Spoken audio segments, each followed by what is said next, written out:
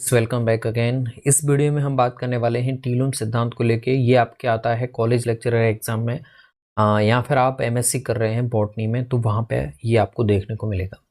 अब कुछ आपको बीच में चित्रांकन से होते हुए दिखाई देंगे आपको। तो ये मैंने एक वीडियो बनाई थी ऑलरेडी, उसमें कुछ चीज़ें उसमें ढंग से नहीं आ पाई रिकॉर्डिंग में, कुछ कलर वहाँ पे शो नहीं हो पाए, तो वो अच्छी तरह से जस्टिफाई नहीं हो रहा था। इस वजह से मैं वापस से क्रिएट कर रहा हूँ, लेकिन जो समझाते टाइम जो चित्रांकन हो गया है वो ऑलरेडी रहता है, इस वजह से मैं इसे हटा नहीं पाऊंगा, तो आपको ऐसे समझना पड़ेगा। लेकिन I will try to sort it out in a very briefly way. So आपको ध्यान रखना है, आंखों से देखना है, कान से सुनना है कुछ देर के लिए, थोड़ी समय के लिए वीडियो होने वाली है। तो देखिए यहाँ पे टीलोम सिद्धांत दिया था। इनमें बताया कि वर्तमान समय में जो प्लांट दिखाई देते हैं शाखा युक्त और पत्ती युक्त, उनकी उत्पत्ति थी वो प्रिमिटिव प्लांट के स्पोरोफिटिक एक्सिस से हुई थी। कौन से? स्पोरोफिटिक एक्सिस से उनका निर्माण हुआ था।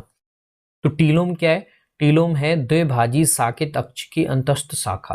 तो मान लीजिए ये एक मीजोम है, मीजोम वाला आप देख सकते हैं मीजोम, और मीजोम दो शाखाओं में विभाजित हो चुका है, और ये जो इसका अंतस्थ भाग क्या कहलाता है? टीलोम कहलाता है।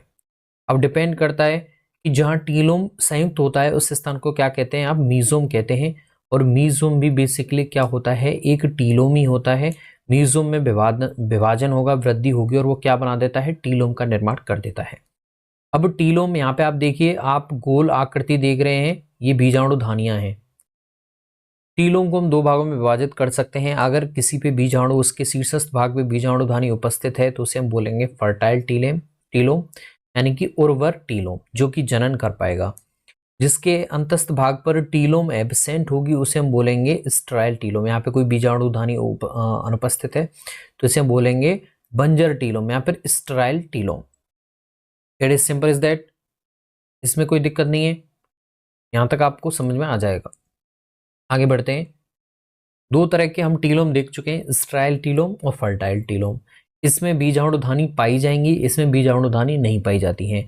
अब जिम्मरमैन ने बताया कि जो प्राचीन प्लांट थे उनसे किस तरह से उसमें स्पोरोफिटिक एक्सिस में विभाजन हुए, और उससे आपके किस तरह से जो विकसित वंश हैं वो किस तरह से डेवलपमेंट हुए। तो यहाँ पे उन्होंने 5 प्रक्रियाएं दी, 5 प्राथमिक क्रियाएं बताई, जिनसे आपको आज के टाइम पे जो प्लांट देखने को मिल रहे हैं उसमें संरचनाओं का निर्माण होगा।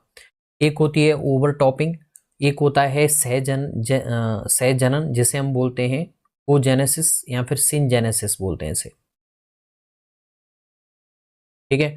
अभी भी जो आपका बॉटनी का कॉलेज लेक्चरर का एग्जाम हुआ था वहां पे भी आपको एक दो क्वेश्चन यहाँ से देखने को मिल जाएंगे।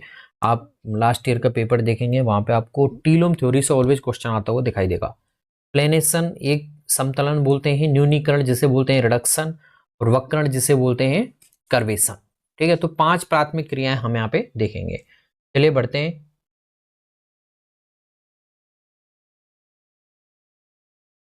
सबसे पहला आ जाता है हमारा ओवरटॉपिंग। तो यहाँ पे क्या होता है? इस प्रक्रिया में बताया गया है कि टेरिडोफाइट में तो देखने को मिलता है द्विभाजी शाकन, जबकि जो अब विकसित वंश है हमारे आगे, जैसे जिम्नोस्पर्म है, एंजियोस्पर्म है, एंजियोस्पर्म सबसे ज्यादा प्लांट में डेवलप वंश माना जाता है, तो उसमें हमें एक लाखची शाकन देखने को मिलता है। तो ये क्यों मिलता है? क्योंकि यहाँ पे क्या होता है, जो दो शाखाएं हैं टीलोम की, उसमें से एक तो हो जाती है ऊर्ध्व दिशा में वृद्धि करती है और वो हो जाती है मजबूत, और जो पार्श्व दिशा में वृद्धि करती है वो हो जाती है कमजोर।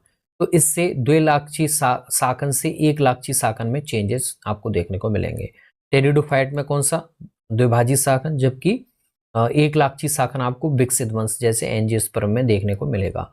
क्योंकि यहाँ पे एक टीलोम ही यहाँ पे मजबूत हो पाएगा और ऊर्ध्व दिशा में वृद्धि कर पाएगा, जबकि दूसरे टीलोम को पार्श्व दिशा में प्रतिस्थापित कर देता है। अगला समतलन। तो यहाँ पे क्या होता है, इसके आधार पे आप बता सकते हो कि अरीय सममिति वाले जो प्लांट हैं उनसे द्विपार्श्व सममिति वाले प्लांट या फिर अंगों का डेवलपमेंट कैसे होता है। अब यहाँ पे आपको समझ में नहीं आया अरीय सममिति, तो देखिए अरीय सममिति ऐसा पादप जिसे आप किसी भी एक्सिस से काटें वो हमेशा दो समान भागों में बटे, तो वो तो अरीय सममिति वाला है। और किसी एक ही अक्ष से काटने पर ही उसे दो समान भागों में विभाजित किया जा सके तो उसे हम बोलते हैं द्विपार्श्व सममिति। ठीक है। तो यहाँ पे देखिए, यहाँ पे एक टीलोम तो नीचे है और एक सतह के ऊपर है। ये सतह मान लीजिए आपकी, ये सतह है, ठीक है। तो अब यहाँ पे देखिए, यहाँ पे क्या हुआ है, समतलन प्रोसेस हुई है और यहाँ पे दोनों टीलोम एक ही तल में आ गए हैं, एक ही ऊंचाई पे हैं। इसे हम बोलते हैं समतलन। इसके आधार पे आप बता सकते हैं कि अंग अरीय सममिति से कैसे द्विपार्श्व सममिति में चेंज होते हैं। इसे बोलते हैं समतलन, समतलन में आना, समतल में आना। अब होता है सहजनन, जिसे हम बोलते हैं सिनजेनेसिस। अब इसमें क्या होता है, देखिए टीलोम दिखाई दे रहा है आपको और एक आपको दिखाई दे रहा है मीजो।